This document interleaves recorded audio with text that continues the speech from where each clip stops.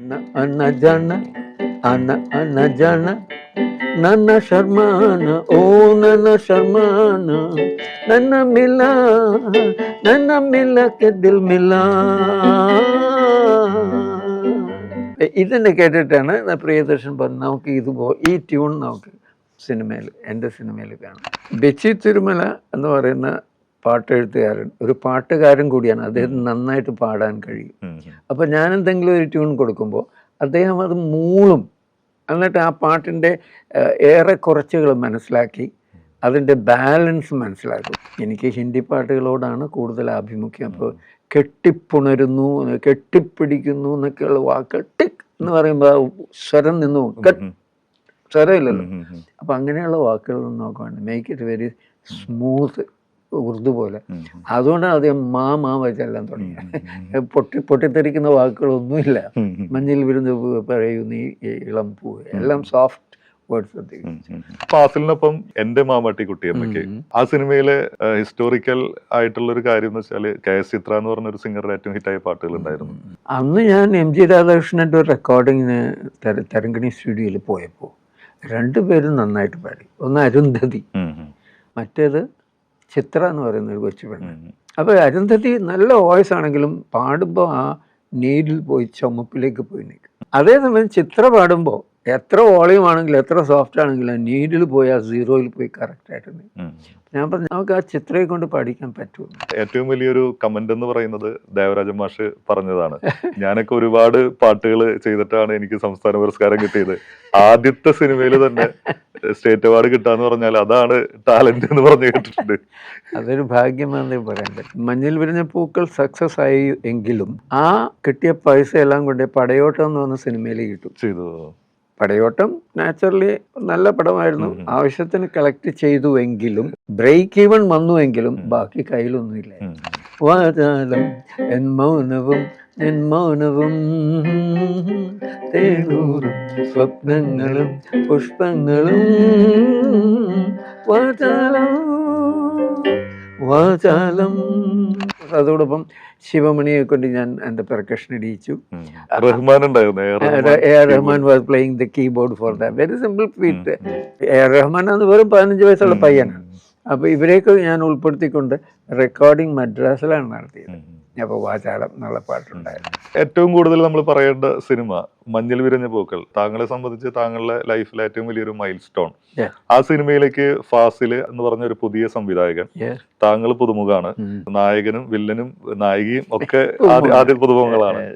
ഒരു നവോദയ എന്ന് പറഞ്ഞ ഒരു വലിയ ബാനർ മാത്രമാണ് നമ്മളെ കൂട്ടിക്കൊണ്ടുവരുന്നത്. അതാണ് ഇൻഡസ്ട്രി ഉറ്റുനോക്കുന്നത്. നവോദയ ചെയ്യുന്ന ഒരു പുതിയ സിനിമ എന്നുള്ളതാണ് അതിലെ ഏറ്റവും വലിയ കാര്യം.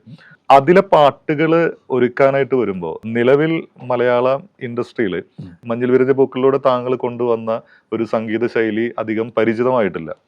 അത്ര പരിചിതമല്ലാത്ത ഒരു സംഭവം നമ്മൾ ആദ്യമായിട്ട് അതിൽ പരീക്ഷിക്കുമ്പോൾ അതിനുള്ളൊരു ധൈര്യം അത് സംവിധായകന്റെ ഭാഗത്തു നിന്നായിരുന്നോ അല്ലെങ്കിൽ പ്രൊഡ്യൂസറുടെ ഭാഗത്തു നിന്നായിരുന്നോ? അപ്പോഴാണ് നമ്മൾ മനസ്സിലുള്ള ഒരു കാര്യം വളരെ കൃത്യവും വ്യക്തമായിട്ട് നമുക്കത് ഇംപ്ലിമെന്റ് ചെയ്യാൻ പറ്റുള്ളൂ. എങ്ങനെയായിരുന്നു ആ ഒരു ധൈര്യം വന്നത്? നല്ല പോയിന്റ്. ഇൻഫാക്ട് ഞാൻ 1969 ഇന്ത്യ വിട്ടുപോയ ആളാണ്. 69 തൊട്ട് 80 വരെ 11 കൊല്ലം ഞാൻ ഇവിടെ ഇല്ല. അപ്പം എനിക്കിവിടെ അപ്പം അതുമാത്രമല്ല, ഞാൻ കേരളം വിട്ടത് 1955-ലാണ്. 55-ൽ ഇങ്ങനെ വടക്കേന്ത്യയിൽ പോയിട്ട് പിന്നെ ഇങ്ങോട്ട് വന്നിട്ടില്ല. വന്നാലും 1-2 ദിവസമൊക്കെ ഉള്ളൂ. അപ്പോൾ ഇവിടെ എന്തൊക്കെയാണ് നടക്കുന്നതെന്ന് എനിക്ക് അറിഞ്ഞുകൂടാ. മലയാളം ഇൻഡസ്ട്രിയിൽ എന്താ പാടുന്നത്, യേശുദാസ് എപ്പോൾ ഒന്നും എനിക്കൊന്നും അറിഞ്ഞൂടാ. അപ്പം I had a complete blank ഷീറ്റായിരുന്നു ഈ കാര്യത്തിൽ. അപ്പോൾ എനിക്കിങ്ങനെ ഒരു അവസരം കിട്ടിയപ്പോൾ എനിക്കറിയാവുന്ന വിധത്തിൽ ഞാൻ അങ്ങ് ചെയ്തു എന്നേ ഉള്ളൂ. അല്ലാതെ ഇവിടെ ഇങ്ങനെയാണ് അങ്ങനെയാണെന്നൊന്നും പ്ലാൻ ചെയ്യാനൊന്നും എനിക്ക് അറിഞ്ഞുകൂടായിരുന്നു. I just did it. ഒരു വലിയ കവിക്ക് ഒരിക്കലും ചിലപ്പോൾ നല്ലൊരു പാട്ട് എഴുതാൻ പറ്റണമെന്നില്ല. പാട്ടെഴുതുക എന്നുള്ളതൊരു വേറൊരു തരം കലയാണ്. അപ്പൊ ബിച്ചു തിരുമല ആ പടത്തിന് വേണ്ടി എഴുതിയിട്ടുള്ള പാട്ടുകൾ, അതില് മായിലാണ് എല്ലാ പാട്ടുകളും തുടങ്ങുന്നത്. മിഴിയോരം, മഞ്ഞണിക്കൊമ്പിൽ, മഞ്ചാടിക്കുന്നിൽ. അപ്പൊ എല്ലാ പാട്ടുകളും അങ്ങനെ തുടങ്ങുന്നു. എല്ലാത്തിനും വളരെ റിതമിക്കാണ്. ഈവൻ അതിലെ വരികളിൽ നിന്നാണ് ആ സിനിമയുടെ പേര് മഞ്ഞിൽ വിരിഞ്ഞു പോകുന്നുള്ളത്. ബിച്ചു തിരുമലയും ഫാസിലും. അപ്പൊ ഫാസിലിനാണെങ്കിൽ ഒരു പാട്ട് എങ്ങനെ വരണമെന്ന് കൃത്യമായ ബോധ്യമുള്ള ഒരു ഡയറക്ടറാണ്. ഈ 3 പേരും തമ്മിലുള്ള ഒരു സഹവാസം, ഒരു സർഗ സഹവാസം ഒക്കെ എങ്ങനെയായിരുന്നു?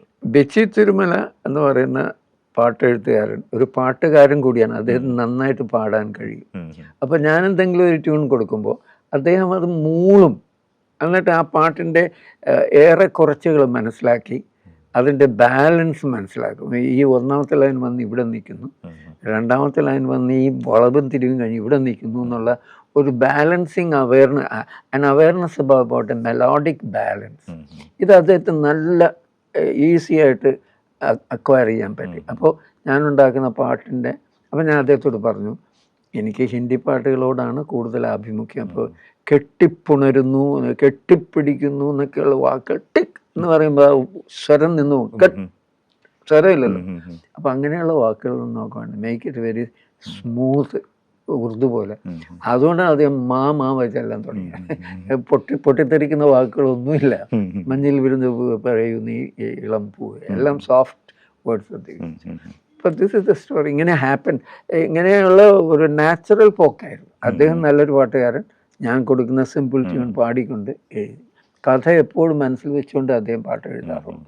ഈ സിനിമയിലെ പാട്ടുകൾ അത് വലിയ ഹിറ്റായിരുന്നു. പ്രത്യേകിച്ച് ആ സമയത്ത് നവോദയക്ക് കൃത്യമായിട്ടുള്ള ഒരു മാർക്കറ്റിംഗ് പ്ലാനുകൾ വളരെ രസകരമായിരുന്നു എന്ന് കേട്ടിട്ടുണ്ട്.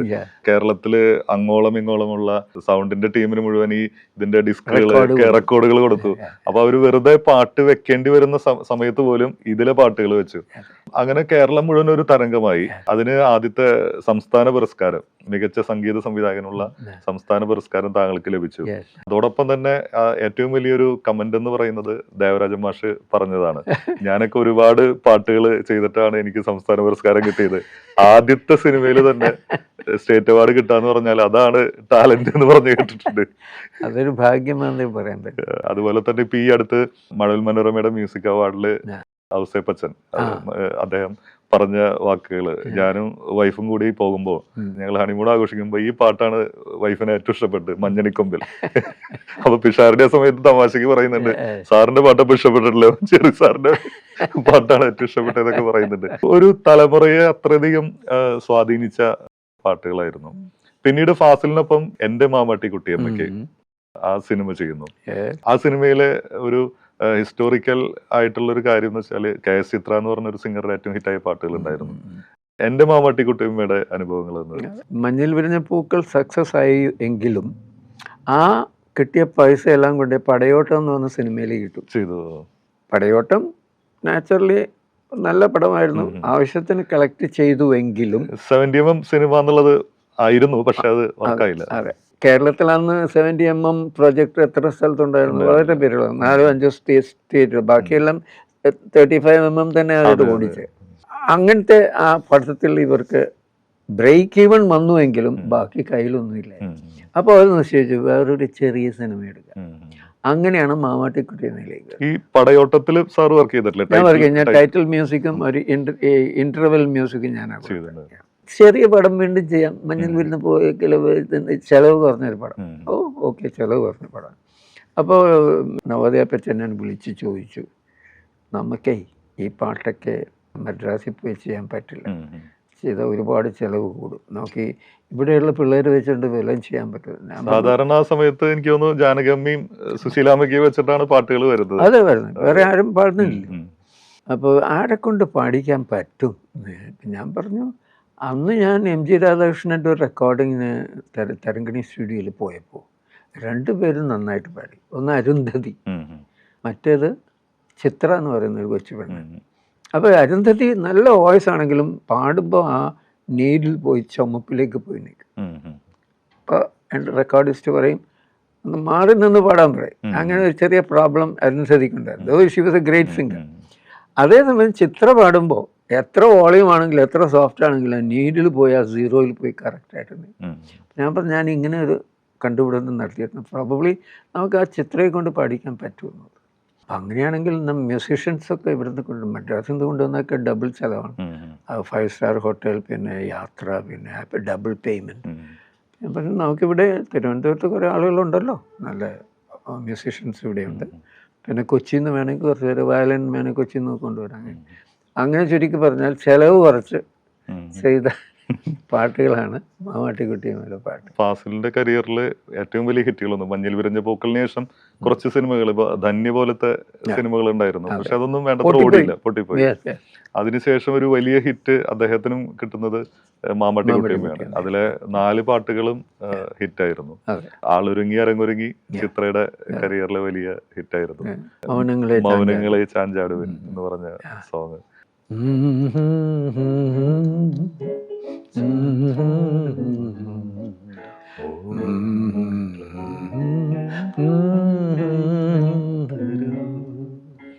മൗനങ്ങളെ ചാഞ്ചാടുവാൻ മോഹങ്ങളാം തൂമഞ്ചൽ തരൂ ലാലാലി ലാലാലി ലാലാലി ലാലാലി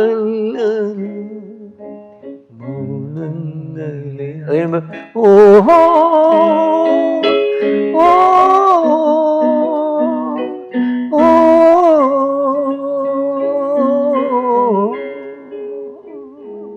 പാട്ടിനെ പറ്റി പറയുമ്പോൾ ഭരത് ഗോപി എന്ന് പറഞ്ഞ വലിയൊരു ആക്ടറെ പറ്റിയിട്ട് നമ്മൾ ഓർക്കേണ്ടി വരും. കാരണം ആ സമയത്ത് പേരെടുത്തായിട്ട് നമ്മൾ പറയുന്നില്ല, പക്ഷെ എല്ലാവരും ഭയങ്കര കുടവയറും ഇതൊക്കെ ആയിട്ട് ഭയങ്കരമായിട്ട് ഇപ്പൊ ഒരു മോഹൻലാൽ ഒരു കമലഹാസൻ ഒഴിച്ചു കഴിഞ്ഞാല് വളരെയധികം ബോഡി സ്ട്രക്ചർ ഒക്കെ ഇങ്ങനെ അടിപൊളിയായിട്ട് നിൽക്കുന്ന ഒരു നടനായിരുന്നു. പ്രത്യേകിച്ച് ഈ പാട്ട് സീനിൽ അദ്ദേഹം ഇങ്ങനെ താഴെ കിടന്ന് കാല് ബെൻഡ് ചെയ്ത് കട്ടിലിന്റെ മുകളിൽ വെച്ച് മാമ്പട്ടിക്കുട്ടിയുമായിട്ട് ഇങ്ങനെ കുറെ സീനുകൾ ഉണ്ടായിരുന്നു.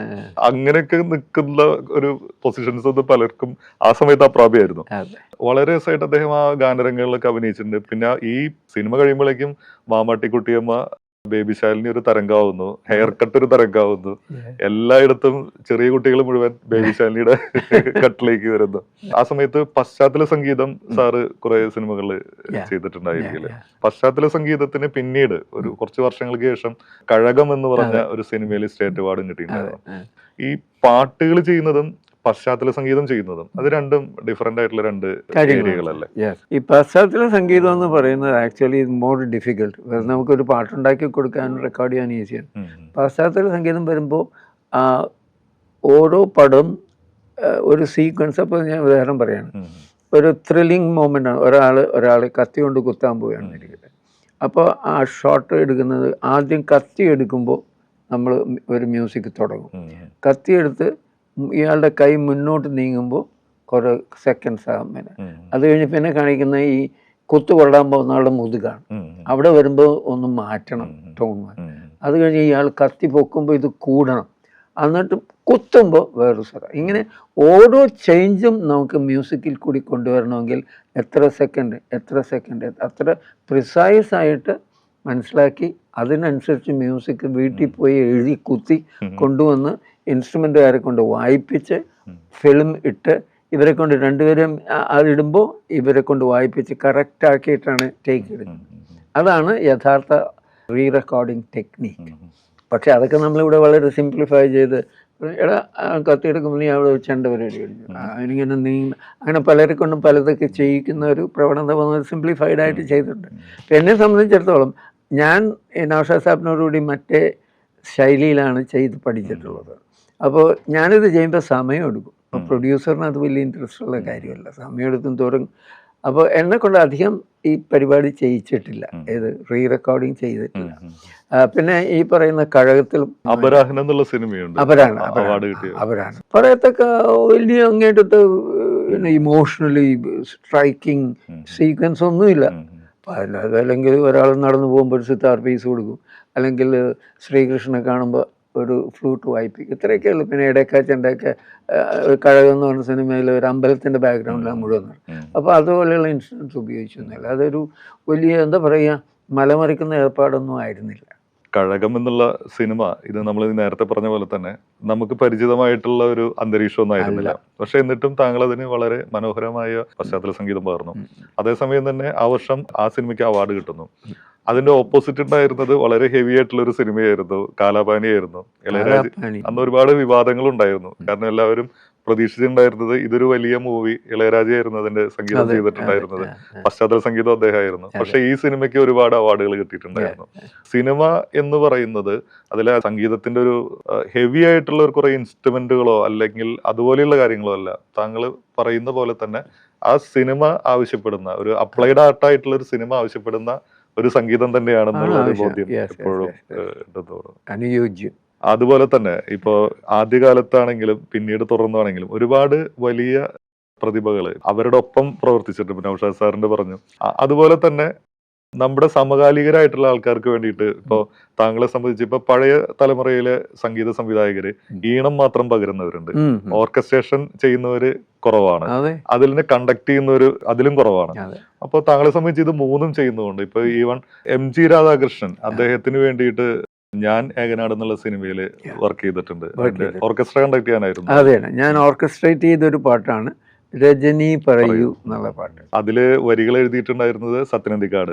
അദ്ദേഹമായിട്ടുള്ള ഒരു സൗഹൃദത്തിലൂടെയായിരുന്നു അധ്യായം 1 മുതൽ എന്ന് പറഞ്ഞ. തീർച്ചയായിട്ടും. ആക്ച്വലി അദ്ദേഹം ഒരു നല്ല ലിറിസിസ്റ്റ് ആണ്. എന്നിട്ട് കൂടി ഈ അധ്യായം 1 മുതൽ എന്നുള്ള സിനിമയ്ക്ക് വേണ്ടി MD രാജേന്ദ്രനെ വിളിച്ചു. എന്നിട്ട് ഞങ്ങൾക്ക് കംപ്ലീറ്റ് ഫ്രീഡം തന്നു.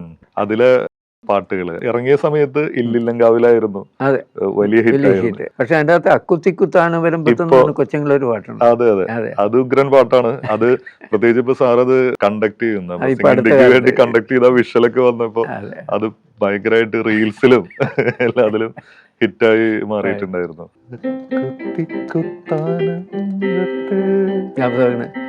അക്കുത്തിക്കുത്താനവരമ്പത്ത് അപ്പം ചുട്ട് കളിക്കും നേരത്ത് താഴെപ്പുലതാക്കൊൽച്ചാരത്ത് ആഹാ അച്ഛൻ കൊമ്പത്തമ്മ വരമ്പത്ത് കുത്തിക്കുത്താനവരമ്പത്ത് അങ്ങനെ പോകുന്നു. കുട്ടികളെ കളിപ്പിക്കുകയല്ലേ. അപ്പൊ അത് സീരിയസ് ആയിട്ട് കുത്തിക്കുത്ത അങ്ങനെ പാടാൻ പാടില്ല. അതിലെ തന്നെ ഇല്ലില്ലങ്കാവിൽ എന്നുള്ള പാട്ട് എനിക്ക് തോന്നുന്നു ഉണ്ണിമേനോ എന്ന് പറഞ്ഞ സിംഗറുടെ വളരെ മനോഹരമായിട്ടുള്ള പാട്ടുകളിലൊന്നായിരുന്നു. ഇല്ലില്ലം കാവിൽ കൊലുസിട്ട വെള്ളി നീലാവിൽ വയൽ കിളി പാടും പാട്ടിൽ നാടൻ പാട്ടിൽ ഒഴുകോ മനസ്സേ നീ. അതില് ആ ഒരു ഇത് കഴിഞ്ഞ് പിന്നൊരു ചേഞ്ച് ഓവർ ഭയങ്കര രസമാണ്.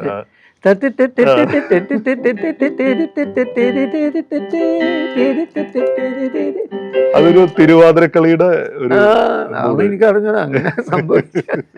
നമ്മളൊരു പല്ലവിന്ന് തുടങ്ങി പിന്നെ ഇതുപോലെയുള്ള ചില കണക്ഷൻസ് അത് മാമാട്ടിക്കുട്ടിയമ്മയിലും ഉണ്ട്. മൗനങ്ങളെ എന്ന് പറഞ്ഞിട്ട് വളരെയധികം പാത്തറ്റിക് ആയിട്ട് തുടങ്ങി പിന്നെ ഒരു ഒറ്റയടിക്ക് മിണ്ടാതെ മിണ്ടും നിമിഷങ്ങളെ മിന്നാമിനുങ്ങെന്റെ കുഞ്ഞുങ്ങളെ, അതൊക്കെ അങ്ങനെയുള്ള ഒരു ചെറിയൊരു ബ്രിഡ്ജ്. അത് കഴിഞ്ഞു കഴിഞ്ഞാൽ പിന്നെ വേറൊരു ലോകമാണ്. ഈ സിനിമയിലൂടെ നമ്മൾ സത്യനന്ദിക്കാടായിട്ടൊരു സൗഹൃദത്തിലാവുന്നു. അതിനുശേഷം അദ്ദേഹത്തിന് തന്നെ ഈ പറഞ്ഞ സിനിമ വളരെ മനോഹരമായിട്ട് ചെയ്യുന്നു. പിന്നീട് കൂടും തേടി എന്ന സിനിമ MD രാജേന്ദ്രനൊത്ത് തുടർച്ചയായിട്ട് രണ്ടാമത്തെ ഒരു സിനിമയാണ്. പോൾ ബാബു എന്ന് പറഞ്ഞ ഭരതന്റെ ശിഷ്യനായിരുന്നു അതിന്റെ ഡയറക്ടറായിട്ടുണ്ടായിരുന്നത്. അതോടൊപ്പം തന്നെ അതില് PC ശ്രീറാം എന്ന് പറഞ്ഞൊരു ഛായാഗ്രാഹകൻ, അദ്ദേഹം പിന്നീട് മണിരത്നത്തിന്റെ അലയിപ്പായുധ പോലെയുള്ള ഒരുപാട് സിനിമകളിൽ ക്യാമറ ചെയ്ത് ഇന്ത്യ മുഴുവൻ പ്രശസ്തനായി. അദ്ദേഹത്തിന്റെ ആദ്യത്തെ സിനിമയായിരുന്നു കൂടും തേടി. അപ്പൊ ആ പാട്ടിലെ ഇപ്പൊ വാചാലം നിന്മൗനം എന്നുള്ള പാട്ടിലേക്കാണ് നമ്മൾ പോകുന്നത്. അപ്പൊ ആ പാട്ട് അദ്ദേഹം വിഷ്വൽ ചെയ്തതൊക്കെ വളരെ രസകരമായിട്ടാണ്. ഈ പാട്ട് തുടക്കം ഇളയരാജ ചെയ്യുന്ന പോലത്തെ ഒരു പാട്ട് വേണം, അങ്ങനെ ഒരു കഥ കേട്ടിട്ടുണ്ട്. അദ്ദേഹത്തിന് കൊടുക്കാനുള്ള ഒരു പ്രതിഫലം ഇവരുടെ കയ്യിലില്ല. അപ്പൊ അത്രയും ബഡ്ജറ്റ് ഇല്ല. പക്ഷെ അവരുടെ മനസ്സിൽ അദ്ദേഹത്തിന്റെ ഒരു സ്റ്റൈലുണ്ട്. പക്ഷെ അത് താങ്കൾ അംഗീകരിക്കുന്നില്ല. എനിക്ക് എന്റേതായ ഒരു ശൈലിയുണ്ട്, വേറൊരു ശൈലിയിൽ ഞാനിത് നിങ്ങൾക്ക് ഒരു സംഭവം ചെയ്തു തരാം എന്ന് പറയുന്നു. താങ്കളും MD രാജേന്ദ്രനും കൂടി ഇരിക്കുന്നു. ആ ഓർമ്മകളൊന്ന് പറയാം. എങ്ങനെയോ ഈ രണ്ട് ആളുകൾ എൻ്റെ അടുത്ത് വരുന്നു, ഞാനും ഉണ്ട്. ഈ പറയുന്ന MD രാജനൊക്കെയുള്ള സന്ദർഭത്തിലാണ് ഇവർ വരുന്നിട്ട് പറയുന്നത്, സാറേ ഇളയരാജയെ പോലെ ഞങ്ങൾക്ക് 2 പാട്ട് വേണം. അപ്പം ഞാൻ പറഞ്ഞു, അയ്യോ ഇളയരാജയെ പോലെ അത് ഞാൻ ഇളയരാജയുടെ അടുത്ത് പോവാം, അദ്ദേഹത്തോട് പറഞ്ഞാൽ അദ്ദേഹം ചെയ്തു തരുമല്ലോ, എന്തിനാ എന്നെ പിടിച്ചില്ല. അയ്യോ ഇളയരാജ ഭയങ്കര ബിസിയാണ്, പിന്നെ വെരി കോസ്റ്റ്ലി. അപ്പോൾ അതുപോലെ 2 പാട്ട്. ഞാൻ വിചാരിച്ചു ഇവരെന്താണ് ഉദ്ദേശിക്കുന്നത്, അവരെ നിരുത്സാഹപ്പെടുത്തിയില്ല. അങ്ങനെ ഞാൻ പറഞ്ഞു ഞങ്ങൾക്ക് ഇത്തിരി സമയം തന്നാൽ മതി എന്ന് പറഞ്ഞു. അങ്ങനെ അപ്പം ഞാൻ ആലോചിച്ചു ഇവരെന്ത് പാട്ട് എൻ്റെ സാധാരണ പാട്ടുകളൊക്കെ ഒരുതരം ഒഴുക്കൻ പാട്ടുകളാണ്. ഇങ്ങനെ ചടുലമായ താളമുള്ള പാട്ടുകൾ വളരെ വിരളമാണ്. മാത്രല്ല എനിക്ക് തോന്നിയിട്ടുള്ളത് സാർ കൂടുതലും അക്വസ്റ്റിക് ആയിട്ടുള്ള ഇൻസ്ട്രുമെന്റുകളാണ് കൂടുതൽ ഉപയോഗിക്കാറുള്ളത്. ഇദ്ദേഹത്തിന്റെ ഒരു സിഗ്നേച്ചർ സ്റ്റൈൽ ഇലക്ട്രോണിക് ഇൻസ്ട്രുമെന്റ്സ് ആണ് ഇളയരാജയുടെ ഒരു ശൈലി. ഈ പാട്ടില് വാചാലം എന്നുള്ള പാട്ടിൽ അത് കൂടുതലായിട്ട് ഉൾപ്പെടുത്തി. അപ്പൊ ഞാൻ വിചാരിച്ചു maybe I have to think in a different way എന്നും പറഞ്ഞ് ഞാനും എന്നെ തന്നെ ഒന്ന് കൺവിൻസ് ചെയ്തിട്ടാണ് ഞാൻ ആ പാട്ടിലേക്ക് ഇറങ്ങിയത്. അപ്പോൾ ആ സമയത്ത് ഞാൻ രാജേന്ദ്രനോട് പറഞ്ഞു, MD യോട് പറഞ്ഞിട്ട് എനിക്കിങ്ങനെ വേണം, തരതരതം അം തന്നാന അം തന്നാന അം, ഇങ്ങനെ 3 അം വേണം. ആ ഞാൻ ട്യൂൺ കൊടുത്തു, തരതരതം വാചാലം നെന്മൗനവും എന്മൗനവും, അങ്ങനെ ഇങ്ങനെ പറഞ്ഞ് ഇപ്പോൾ MD രാജേന്ദ്രൻ്റെ അപാര കഴിവ് കൊണ്ടാണ് ആ പാട്ടിന് ഇത്രയും ഒരു ഗ്രിപ്പ് കിട്ടിയിരിക്കുന്നത്. ആൻഡ് ഓഫ് കോഴ്സ് അതോടൊപ്പം ശിവമണിയെ കൊണ്ട് ഞാൻ എൻ്റെ പെർക്കഷൻ ഇടിയിച്ചു. പിന്നെ Rahman was playing the keyboard for that, very simple feat. Rahman അന്ന് വെറും 15 വയസ്സുള്ള പയ്യനാണ്. അപ്പോൾ ഇവരെയൊക്കെ ഞാൻ ഉൾപ്പെടുത്തിക്കൊണ്ട് റെക്കോർഡിങ് മദ്രാസിലാണ് നടത്തിയത്. അപ്പോൾ വാചാലം എന്നുള്ള പാട്ടുണ്ടായിരുന്നു. ആ പാട്ടില് ഇപ്പൊ ഡ്രംസ് ആണെങ്കിലും ഇപ്പൊ ശിവമണി ആണെങ്കിലും റഹ്മാൻ ആണെങ്കിലും അവർക്കൊക്കെ കൃത്യമായിട്ട് സ്പേസുകളുണ്ട്. ഇപ്പൊ ഇത് പറയുന്ന പോലെ തന്നെ ജോൺസൺ മാഷ് എന്ന് പിന്നീടുള്ള ഒരു തലമുറ വളരെ ആദരവോടെ വിളിച്ച അദ്ദേഹം മഞ്ഞിൽ വിരിഞ്ഞ പൂക്കളിൽ കീബോർഡ് വായിക്കാനായിട്ടുണ്ടായിരുന്നു. പുറകെ വരുന്നൊരു ജനറേഷനിലെ കഴിവുള്ളവരെ കൃത്യമായിട്ട് ഓരോരോ സ്പേസുകളിൽ വിന്യസിക്കാനുള്ള അവരുടെ കഴിവിനെ ഞാൻ ഉപയോഗിച്ചെന്ന് വേണമെങ്കിൽ പറയാം. ഇന്ന സ്ഥലത്ത് ഇങ്ങനെ വേണം. അതിലെ തന്നെ സംഗമം ഈ പൂങ്കാവനം. അപ്പൊ അതും ഇതുപോലെ തന്നെ ഈ അതിൽ അവസാനിക്കുന്ന പാട്ടുകളുടെ ഒരു പ്രത്യേക ഇഷ്ടമുള്ളതായിട്ട് എനിക്ക് തോന്നിയിട്ടുണ്ട്. കാരണം പിന്നീട് വന്ന പാട്ടുകൾ ഇപ്പൊ ദേവദുന്ദുബി, സാന്ദ്രലയം, പവിഴമല്ലി പൂത്തുലഞ്ഞ നീലവാനം, എല്ലാതും ഈ അവസാനിക്കുന്ന. ഇപ്പോഴും എനിക്ക് തോന്നുന്നു ഗാനമേളകളിൽ ഏറ്റവും കൂടുതൽ താങ്കളുടെ വീണ്ടും പുതിയ തലമുറ കേൾക്കാൻ ഇഷ്ടപ്പെടുന്ന പാട്ടുകളിലൊന്ന് വാചാല ഫാസ്റ്റ് നമ്പർ ആയിട്ടുള്ള ഒരു സോങ്ങിന്റെ മാത്രമല്ല, അതിലൊരു മെലഡി വളരെ കൃത്യമായിട്ട് പ്ലേസ് ചെയ്തിട്ടുണ്ട്. അപ്പൊ ഒരു വയൽ പക്ഷിയായി എന്ന് പറയുന്ന ഭാഗം അത് പോകുന്നത് ഒരുപാട് വഴികളിലൂടെയാണ്. അതിപ്പോ ഉദാഹരണത്തിന് നമ്മുടെ ഇന്ത്യൻ മ്യൂസിക്കില് സാധാരണ പറയുന്നത് പല്ലവി ഈ സായിൽ നിന്ന് പാവരെ പോവാം. പക്ഷേ ചരണം വരുമ്പോൾ മേൽസ്ഥായിലേക്ക് പോകണമെന്നൊരു ജനറൽ നിയമമുണ്ട്. അപ്പൊ അത് ഞാൻ പ്രയോഗിച്ചെന്നേ ഉള്ളൂ. വാചാലം എന്മൗനവും എന്മൗനവും തേനൂറും സ്വപ്നങ്ങളും പുഷ്പങ്ങളും വാചാലം വാചാലം, ഇങ്ങനെയാണ് മോറുള്ള പഞ്ചമത്തിന്റെ ഉള്ളിൽ കിടക്കുന്നത്. ദെൻ അത് കഴിയുമ്പോൾ ചരണത്തിലേക്ക് പോകുമ്പോൾ തത്തിരി മേൽസാലുമായി പൂഞ്ചിറകിന്മേൽ ഒഴുകുന്നു നീ തഴുകുന്നു, അത് 2 തവണ. തനലിതം തളിരിത കാടാകമേ സംഗീതം, കളിരിതം തനലിത കാടാകമേ രോമാഞ്ചം, വാചാലം എന്മൗനം. അപ്പൊ അവരങ്ങനെ പറഞ്ഞുകൊണ്ട് ഇങ്ങനെ ഒരു പാട്ടുണ്ടായെന്ന് വേണമെങ്കിൽ പറയാം. അതില് പിന്നെ ഏറ്റവും വലിയൊരു പ്രത്യേകത യേശുദാസ് എന്ന് പറഞ്ഞ ആ ഗായകന്റെ ഈ പറഞ്ഞ ബേസ് സൗണ്ടും അതുപോലെ തന്നെ ഹൈപ്പിച്ച് പോകാനുള്ള ഒരു നമുക്കുള്ള ഒരു വലിയ സൗകര്യം എന്ന് പറഞ്ഞാൽ ഏത് ശ്രുതിയിൽ എങ്ങനെ കൊടുത്താലും യേശുദാസിനെ കൊണ്ട് പാടിപ്പിക്കാം, ഒരു പ്രശ്നം വരില്ല, നമുക്കൊരു ഉറപ്പുണ്ട്. ഈ സിനിമ ഇതിലത്തെ 2 പാട്ടുകളും ഹിറ്റാവുന്നു. അതിലെ ഗാനരംഗങ്ങളും ഇപ്പോഴും യൂട്യൂബിൽ ഒരുപാട് പ്രേക്ഷകരുണ്ട്. അതുപോലെ തന്നെ വലിയ ഹിറ്റായ ഒരു പാട്ടായിരുന്നു അത്തപ്പൂന്നുള്ളി എന്ന് പറഞ്ഞത്, പുന്നാരം ചൊല്ലി ചൊല്ലി എന്ന് പറഞ്ഞ സിനിമ. പ്രിയദർശനായിരുന്നു അതിന്റെ ഡയറക്ടർ. ഈ പാട്ട് ഇപ്പോഴും ഈ ഓണക്കാലത്തൊക്കെ ചാനലുകളിൽ എപ്പോഴും പാടുന്ന ഒരു പാട്ടാണ്. ONV ആയിരുന്നു അതിന്റെ രചന. ഇതില് ആന ഇപ്പൊ പ്രിയദർശനാണെങ്കിൽ എപ്പോഴും അദ്ദേഹത്തിന്റെ മനസ്സിൽ ചില ഇഷ്ടപ്പെട്ട പാട്ടുകൾ ഉണ്ടായിരിക്കും. പല പാട്ടുകളും അതുപോലെ തന്നെ കോപ്പിയായിട്ട് വരുന്ന അവസരങ്ങൾ ഉണ്ടായിട്ടുണ്ട്. അപ്പൊ സംഗീത സംവിധായകർ പറയാറ് അത് അദ്ദേഹം അത് തന്നെ വേണമെന്ന് പറയുമ്പോൾ നമുക്ക് നിവൃത്തിയില്ലാണ്ട് പോയത്. പക്ഷെ അപ്പോഴും താങ്കളെ സംബന്ധിച്ച് അത് നടക്കുന്ന കാര്യമല്ല.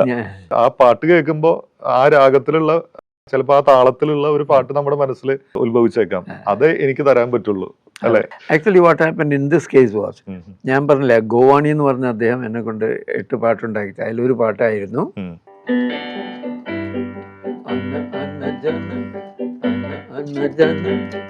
ನನ್ನ ಶರ್ಮಾನ ಓ ನನ್ನ ಶರ್ಮಾನ ನನ್ನ മില ദിൽ മില. ഇങ്ങനെ വേണം. അപ്പം ഈ പാട്ട് ONV സാറിനെ കൊണ്ട് ഏതോ സന്ദർഭത്തിൽ ചൊല്ലു ചൊല്ലു തുമ്പി ചൊല്ലു ചെല്ലത്തുമ്പി പൊന്നാനത്തുമ്പി ഓ പൊന്നോലത്തുമ്പി, അങ്ങനെ ഒരു വേർഷൻ നേരത്തെ ഇങ്ങനെ ഉണ്ടായിട്ടുണ്ട്. ഇത് പ്രിയദർശൻ കേട്ടപ്പോൾ പറഞ്ഞു, എൻ്റെ പുന്നാരം ചൊല്ലിച്ചൊല്ലി എന്ന് പറഞ്ഞ സിനിമയിൽ ഇതുപോലത്തെ ഒരു പാട്ട് വേണം. അപ്പോൾ ONV സാറിനോട് പറഞ്ഞപ്പോൾ അദ്ദേഹം അങ്ങ് മറിച്ചിട്ടു, അത്തപ്പൂന്നുള്ളി ക്രിസ്തപ്പൂന്നുള്ളി തന്ന പാടി വന്നു ഞലിലാടി തന്നലെ വാ ഒന്നാനം കുന്നിലോടി വാ, അത്തപ്പൂന്നുള്ളി. അപ്പൊ അങ്ങനെ പല സ്റ്റെപ്പ് കഴിഞ്ഞാണ് അത്തപ്പൂവിലേക്ക് വന്നത്. അപ്പൊ ഈ പാട്ട് ആത്മാക്കി ആവാസ് എന്ന് പറഞ്ഞ താങ്കൾ മുമ്പ് ചെയ്ത ഹിന്ദി ആൽബം, അതെ, ആ പാട്ട് പ്രിയദർശൻ കേട്ടിട്ടുണ്ട്. അതെ. അപ്പൊ അതിലെ ഒരു ഈണമെടുത്ത് വീണ്ടും ഒരു തവണ ഓൾറെഡി ചെയ്തു. അതിനുശേഷം പക്ഷെ അതല്ല, ചെറിയ ഒരു സ്പീഡിലൊക്കെ ചെറിയൊരു ചേഞ്ച് ഒക്കെ കൊടുത്തിട്ടുണ്ട്. ഇല്ല, അത് തന്നെയാണ്. പ്രിയദർശൻ അത് കേട്ട് വളരെ ഇഷ്ടപ്പെട്ടു. ആന ആന ജാന കേട്ട്. അപ്പൊ എനിക്ക് അതിന്റെ ഒരു മലയാളം വേർഷൻ വേണമെന്ന് പറഞ്ഞു. മറ്റേതൊന്നും കേട്ടിട്ടില്ല, ചൊല്ലു ചൊല്ലു തുമ്പി ഒന്നും കേട്ടിട്ടില്ല. അപ്പോൾ അങ്ങനെ അപ്പൊ എങ്ങനെ തിട്ടാൽ ONV സാറിനോട് ലിറിക്സ് എഴുതാൻ പറഞ്ഞു. അദ്ദേഹം എഴുതി, നമ്മളതങ്ങ് ചെയ്തു. ആന ആന ജാന. ആന ആന എന്ന് വെച്ചാൽ വരൂ വരൂ, ജാന എന്ന് വെച്ചാൽ എൻ്റെ പ്രിയപ്പെട്ടവളെ എന്നാണ് എൻ്റെ അർത്ഥം. നമ്മൾ വിചാരിക്കും ആന നീ വാ നീ പോകുന്ന, അങ്ങനെയല്ല. This was written by my old Hindi teacher called P.X. Swami. അദ്ദേഹം ആക്ച്വലി തമിഴനാണ്, പക്ഷേ born and brought up in Indore. So he is a pucca, and he was a Hindi Visharad പണ്ഡിതനായിരുന്നു. അപ്പം അദ്ദേഹം എഴുതിയതാണ്. ആന ആന ജാന ആന ആന ജാന ನನ್ನ ಶರ್ಮಾನ ಓ ನನ್ನ ಶರ್ಮಾನ ನನ್ನ ಮಿಲ ಕೆ ದಿಲ್ ಮಿಲ അന്ന അന്ന ജാന അന്ന അന്ന ജാന. ഇതെന്നെ കേട്ടിട്ടാണ് പ്രിയദർശൻ പറഞ്ഞു, നമുക്ക് ഈ ട്യൂൺ നമുക്ക് സിനിമയിൽ, എൻ്റെ സിനിമയിൽ കാണും. അങ്ങനെയാണ് അത്തപ്പൂന്നുള്ളി. മറ്റൊരു വളരെ ഹിറ്റായ ഒരു സിനിമ, അതും വീണ്ടും ഫാസിലിന്റെ കൂടെ തന്നെയായിരുന്നു, നോക്കത്താ ദൂരത്ത് കണ്ണു നട്ട് എന്നുള്ള സിനിമ. അപ്പൊ അതിലെ 1000 കണ്ണുമായി എന്നുള്ളൊരു പാട്ടാണെങ്കിൽ മലയാളിയുടെ 80s കിഡ്സ് എന്നൊക്കെ പറയുന്ന പോലെ ആ സമയത്ത് പ്രണയവും അതുപോലെയുള്ള ജീവിതത്തിലെ പലവിധ വികാരങ്ങൾ കടന്നുപോയ ആളാണെങ്കിലും നൊസ്റ്റാൾജിക് ആണ് വളരെ. അത് കേൾക്കുമ്പോൾ തന്നെ നമ്മളൊരു നൊസ്റ്റാൾജിക് മൂഡിലേക്ക് ചെന്ന് ചേരും. ആ ഒരു സോങ് അതും ബിച്ചു തിരുമലയുടെ കൂടെ തന്നെയായിരുന്നു. അതിലേക്ക് വന്നത് എങ്ങനെയായിരുന്നു? Good God. അപ്പൊ ഞങ്ങളെ ഈ സിനിമയ്ക്ക് വേണ്ടി ഫാസിൽ ആലപ്പുഴയിലേക്ക് ക്ഷണിച്ചു, എന്നെയും ബിച്ചുവിന്. എന്നിട്ട് അവിടെ ബ്രദേഴ്സ് ഹോട്ടൽ, അവിടുത്തെ ഒരു അദ്ദേഹത്തിന്റെ ഒരു ഭാഗ്യമുള്ളൊരു ലൊക്കേഷൻ പോലെ ഭാഗ്യമുള്ള ഒരു മുറിയാണ്. അദ്ദേഹം എഴുത്തൊക്കെ കേട്ടിട്ടുണ്ട്. അതെ, അങ്ങനെ ഞങ്ങളൊരു മുറിയിൽ കയറ്റി ഇരുത്തി ഫാസിൽ കഥ പറഞ്ഞു. ഈ അമ്മുമ്മ കൊച്ചിനെയും കാത്തിരിക്കുന്നു. അപ്പം അമ്മുമ്മയുടെ മകൾ ഒളിച്ചോടി പോയതാണ്. അപ്പോൾ അവളുടെ കൊച്ചിനെ കാത്തിരിക്കുകയാണ്. എന്നിട്ട് ഞങ്ങളോട് പറഞ്ഞു, ഈ പാട്ട് ആദ്യം അമ്മമ്മയും കൊച്ചുമകളും കൂടി കളിച്ചും ചിരിച്ചും പാടും. പക്ഷേ കുറച്ച് സമയം കഴിയുമ്പോൾ ഈ മകൾ മരിക്കുമ്പോൾ, കൊച്ചുമകൾ മരിക്കുമ്പോൾ ഇതേ പാട്ട് തന്നെ നമുക്ക് കൊടുക്കണം. അത് മാത്രമല്ല, ഈ പാട്ട് ആരെങ്കിലും കേൾക്കുമ്പോൾ അവരുടെ ജീവിതത്തിലുള്ള ചില കാര്യങ്ങൾ ഓർമ്മ വരും. ഒരു നൊസ്റ്റാൾജിയ എന്നുള്ള സാധനം ഈ പാട്ടിൽ വേണം എന്നും പറഞ്ഞിട്ട് സിഗരറ്റും വലിച്ച് ഫാസിൽ സ്ഥലം വിട്ടു. ഞാനും ബിച്ചും കൂടി അങ്ങോട്ടും ഇങ്ങോട്ടും വിഴുങ്ങസ്യാന്നും പറഞ്ഞ് നോക്കിയിരിക്കുക. എന്ത് ചെയ്യും? അതും വേണം, ഇതും വേണം, ഇതും വേണം. അപ്പം ബിച്ചു ചോദിച്ചു, ഈ നൊസ്റ്റാൾജിയ രാഗം വല്ലതും പറഞ്ഞ അങ്ങനെ ഒരു സാധനമേ ഇല്ല. എന്ത് ചെയ്യും? അങ്ങനെ ഞങ്ങൾ വർത്തമാനം പറഞ്ഞു. ബിച്ചുവിൻ്റെ കൈ മേശപ്പുറത്തിരുന്ന ഒരു തടിയൻ പുസ്തകത്തെ മുട്ടി. അവിടെ ആ പുസ്തകം വരേണ്ട ഒരു കാര്യമില്ല. പുസ്തകം നോക്കിയപ്പോൾ എന്താണ്? ചങ്ങമ്പുഴയുടെ കൃതികൾ.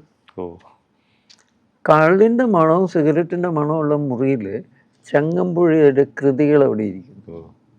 ബിച്ചു തമാശന് എടുത്ത് തുറന്നു നോക്കിയപ്പോൾ ചങ്ങമ്പുഴയുടെ പാട്ടുകൾ. ഇപ്പോൾ ചങ്ങമ്പുഴയുടെ കവിതകൾ വേറെ, പാട്ടുകൾ വേറെ.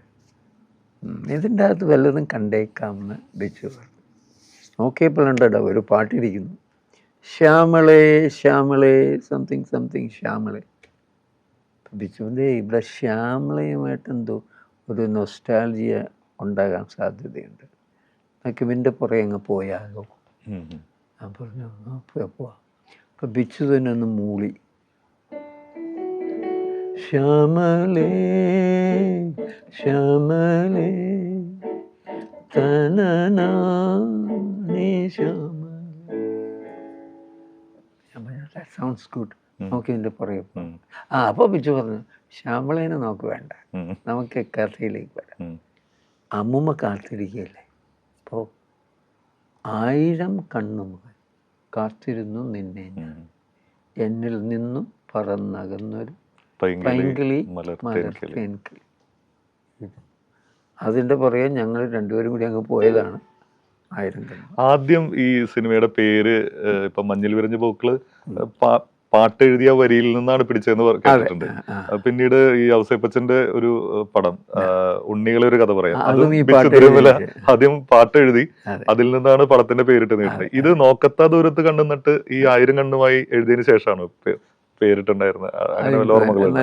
ഇതിലിപ്പോ ഇതിന്റെ ഒരു മെലഡി പോർഷൻ ആണെങ്കിലും ഇതിന്റെ ഒരു യേശുദാസ് പാടിയ ഒരു വെർഷൻ ഉണ്ട്, ചിത്ര പാടിയിട്ടുള്ള ഒരു വെർഷൻ ഉണ്ട്.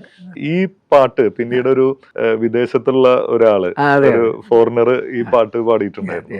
സംഗീതത്തിന് നമ്മള് ലാംഗ്വേജ് ഇല്ല, ഭാഷയില്ല എന്ന് പറയുന്ന പോലെ തന്നെ ഒരുപാട് തലമുറകളെ ഒരുപാട് ദേശങ്ങളിലുള്ളവരെ ആസ്വദിച്ചിട്ടുള്ള ഒരു പാട്ടായിരുന്നു. മഞ്ഞു വീണതറിഞ്ഞില്ല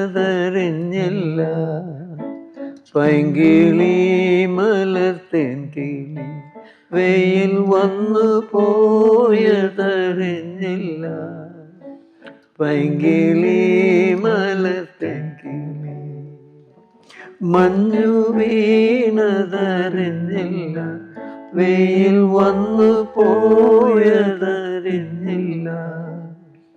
ഓവനേ നീ വരും നാളും എണ്ണിയിരുന്നു ഞാൻ, പൈങ്കിളി മലർത്തേൻകിളി.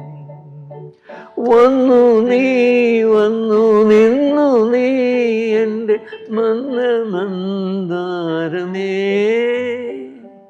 വന്നു നീ വന്നു നിന്നു നീ എൻ്റെ ജന്മസാഫല്യമേ. 1000 കണ്ണുമാത്തിരുന്നു നിന്നെ ഞാൻ, എന്നിൽ നിന്നും പറന്നകന്നു പൈങ്കിളി മലർത്തേൻകിളി, പൈങ്കിളി മലർത്തേൻകിളി, പൈങ്കിളി മലർത്തേൻകിളി. ബട്ട് ഇതിൻ്റെ പുറകിലൊരു ഭയങ്കര രഹസ്യമുണ്ട്.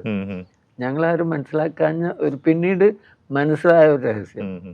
ഈ പാട്ടിൻ്റെ വൃത്തം എന്താണ് ആരെങ്കിലും ചിന്തിച്ചു? ഇതൊരു മലയാള വൃത്തത്തിലെ പാട്ടാണ്. ഓമന കൊട്ടൻ ഗോവിന്ദൻ ബലരാമനെ കൂടെ കൂടാതെ എന്നൊരു വൃത്തമുണ്ട്.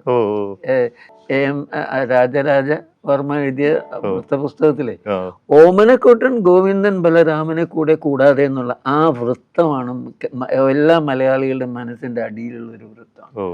അതിനെ ബേസ് ചെയ്തിട്ടാണ്, നമ്മൾ അറിയാതെ വന്നു പോയതാണെങ്കിലും ഫണ്ടമെന്റൽ ഫാക്ടേഴ്സ് മലയാളം ഒരു ഏൻഷ്യൻ മലയാളം വൃത്തത്തിലാണ് ഈ പാട്ട് കിടക്കുന്നത്. അതുകൊണ്ട് പെട്ടെന്ന് ആളുകളെ അത് ആകർഷിക്കും.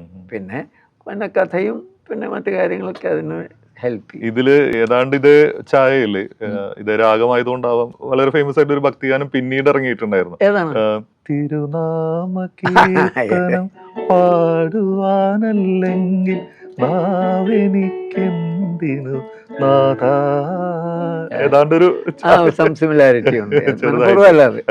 മനഃപൂർവ്വമല്ല, ഒരു കീബോർഡൊക്കെ വരുമ്പോ നമുക്ക് പെട്ടെന്ന് തോന്നിപ്പിക്കുന്നത് മാത്രം.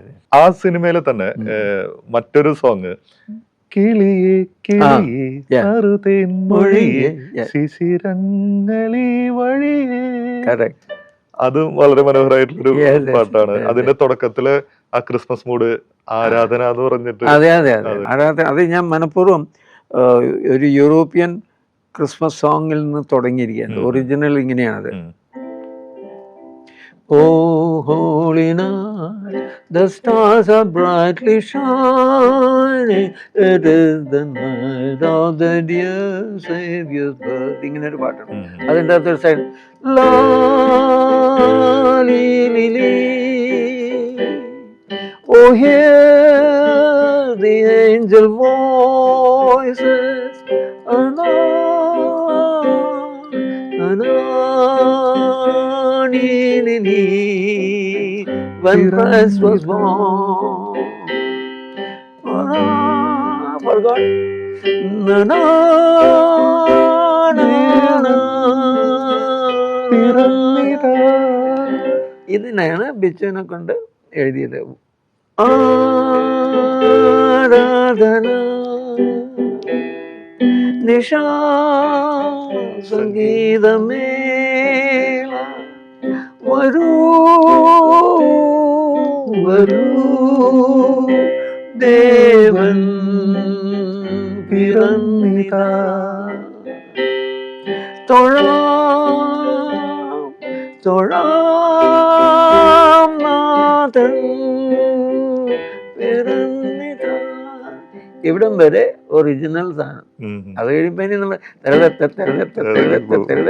ഇങ്ങനെ പാടുമാറി എല്ലാം തിരി പുഞ്ചിരിച്ചപ്പോ പഞ്ചത്തിരി മത്താപ്പോരാത്തിരി അത് പോയിട്ട് പിന്നെ ഇങ്ങോട്ട് പോയത് മനസ്സേ ആസ്വദിക്കൂ ആവോളം വർണ്ണക്കിളിയോ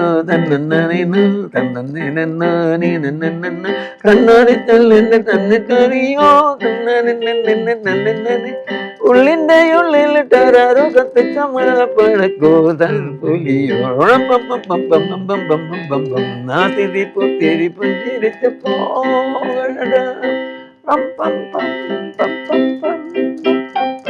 ഇത് അമേരിക്കനാണ്. Jingle bag jingle jingle bag Uncle Santa Claus come come come in our hearts and home jingle jingle bell. അത് കഴിഞ്ഞിട്ട് വേൾഡ് ഫേമസ് പാട്ടിലേക്ക് പോവുകയാണ്.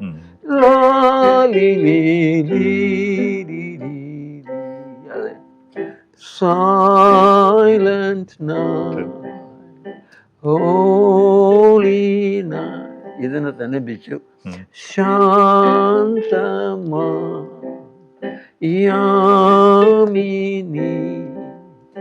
പുണ്യയ മേദിനി ധന്യമാതാവിൻ പൂങ്കരത്തിൽ മണ്ണിനും വെണ്ണിനും ഏകനാഥൻ ഉണ്ണീശോ മെസ്സിഹാ സൗമ്യനായി വീണുറങ്ങി. നമ്മളങ്ങനെ ലയിച്ചിരുന്നു പാടുന്ന ഫീലും ഫേസിലെ ഒരു എക്സ്പ്രഷനും എല്ലാം കൂടി. ഇത് all well known Christmas songs ഒന്നിന് പുറകെ ഒന്നായിട്ട് അങ്ങ് യോജിപ്പിച്ചു. അത് വിഷ്വല് അതിനനുസരിച്ച് ഇങ്ങനെ കണക്ട് ചെയ്ത് വരുന്നപ്പോ അതില് നെടുമുടി വേണുവിന്റെ തുമ്മുന്ന അച്ഛൻ അദ്ദേഹം ആ കുർബാന ചൊല്ലുന്നു, അതില് ഉണ്ണിശോ എടുത്ത് ക്രിസ്മസിന്റെ ഒരു ഇതിലേക്ക് പ്രൊഫഷനായിട്ട് പോകുന്നു. അതിനുശേഷം ഈ പാട്ടിലേക്ക് കണക്ട് ആവുന്നു, പിന്നെ ക്രിസ്മസിന്റെ സെലിബ്രേഷൻ. അങ്ങനെ ഒരു മലയാളത്തിലെ സിനിമയിലെ ക്രിസ്മസ് പാട്ടുകളിൽ ഇപ്പോഴും അനശ്വരമായി നിൽക്കുന്ന ഒരു പാട്ടാണ്.